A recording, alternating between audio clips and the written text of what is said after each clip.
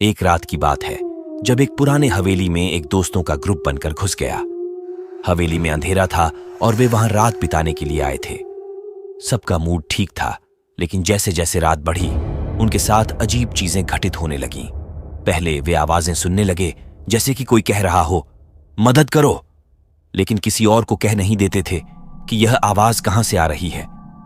फिर वे हवेली के अंधेरे को देखते हैं और वहां एक अंधकार में खड़ा कुछ आकर्षक दिख रहा होता है। वे उसके पास जाने की कोशिश करते हैं, लेकिन वो एक आकार बदलता रहता है और वे उसका पीछा करने के बावजूद कभी भी पकड़ नहीं सकते। समय बीतता जाता है और वे सब डर कर हवेली के दरवाजे की ओर बढ़ते हैं, लेकिन दरवाजा अचानक खुद ब खुद बंद हो जाता है। उनका डर बढ़ता जाता है और वे वहां फंस जाते हैं, दरवाजे के पास ही। फिर सुबह होती है और वे दरवाजे से बाहर निकल पाते हैं, पर वे जानते हैं कि हवेली में कुछ अजीब और डरावनी चीजें थीं जो उनके साथ खिलवाड़ कर रही थीं। कुछ समय पहले की बात है, एक छोटे से गांव में एक पुराने हवेली के बारे में अफसोसनाक किस्सा फैल चुका था। यह हवेली गांव के पुराने हिस्से में स्थित थी और लोग कहते थे कि यहां रात को अजीब अजीब आवाजें आने लगती थीं। गांव के युवा दोस्त विनय, सुमित और ऋतिक ने सोचा कि यह कहानी एक अच्छे भूतिया किस्से का आदान प्रदान हो सकता है, और वे ने फिर सोचा कि एक रात के लिए हवेली में रुककर देखते हैं कि क्या यह सच है या केवल अफसोसनाक गांव की कहानी है। वे तीनों दोस्त उस रात हवेली की ओर बढ़ते हैं और जब वे वहां पहुंचते हैं तो उनके सामने एक पुरानी हवेली का दृश्य आता है। हवेली का माहौल डरावना होता है और उन्हें एहसास होता है कि यह वाकई एक भूतिया स्थान हो सकता है।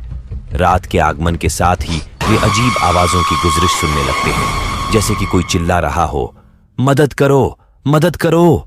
लेकिन उन्हें यह स्थिति समझ में नहीं आती कि यह आवाज कहां से आ रही है और किसकी मदद की आवश्यकता है।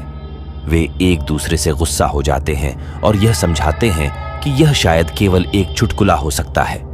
रात के आगमन के साथ हवेली में कुछ और भी अजीब घटनाएं होने लगती हैं।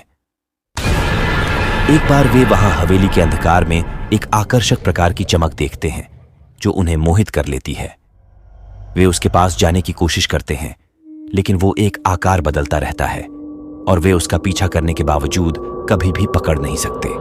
वे अजीब आवाजों के चलते दर्दनाक डर में डूबे हुए होते हैं और वे सोचते हैं कि क्या हवेली में सचमुच कुछ अजीब हो रहा है। जब वे कोई और उपाय नहीं पा रहे होते हैं तो वे एक दूसरे से विचार करते हैं कि कहीं कुछ अच्छी तरह से नहीं छुपा हुआ हो सकता है और कुछ दरवाजे की ओर बढ़ते हैं।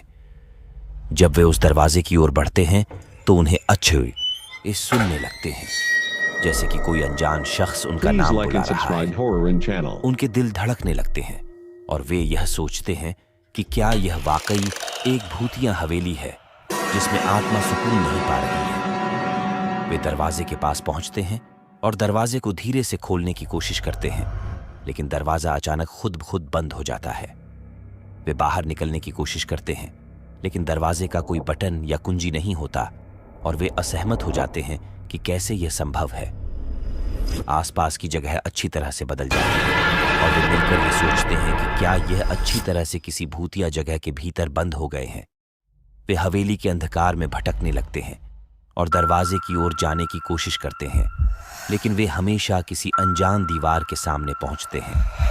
रात बीतती जाती है और वे आवाजों की तरह सुनने लगते हैं जो दरवाजे के पास हैं। मदद करो, मदद करो। वे यह समझने की कोशिश करते हैं कि कौन वहां है और क्यों मदद की आवश्यकता है, लेकिन उन्हें कोई उत्तर नहीं मिलता। रात का अंधकार बढ़ता जाता है और वे डर कर एक साथ गुस्से होते हैं जब अचानक कुछ वस्तुएं उनके सिर पर गिरने लगती हैं।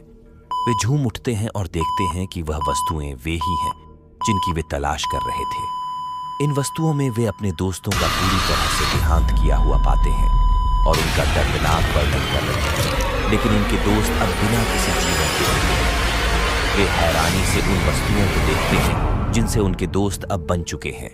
विनय, सुमित और ऋतिक बिना किसी सोचे समझे बिना कहीं फंस जाते हैं और वे समझते हैं कि हवेली ने उनके साथ कुछ अच्छा नहीं किया है।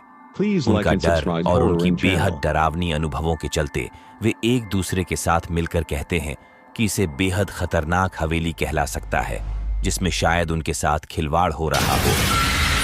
अब उनका मुख्य उद्देश्य है हवेली से निकलना। वे दरवाजे की ओर जाने की कोशिश करते हैं, लेकिन वह अचानक एक अजीब सी महसूस होने लगता है, जैसे कि हवेली के भीतर कुछ बदल रहा हो। जब वे दरवाजे की ओर पहुंचते हैं तो वे सुनते हैं कि कुछ दरवाजे के पीछे कुछ आवाज आ रही है, जैसे कि कोई वहां बात कर रहा हो। वे बेहद ध्यान से सुनने की कोशिश करते हैं और समझते हैं कि वह आवाज उनके दोस्तों की आवाज से मेल खाती है। वे दरवाजे को धीरे से खोलने की कोशिश करते हैं और जब वे अंदर जाते हैं तो वे देखते हैं कि वहां उनके दोस्त खड़े हैं।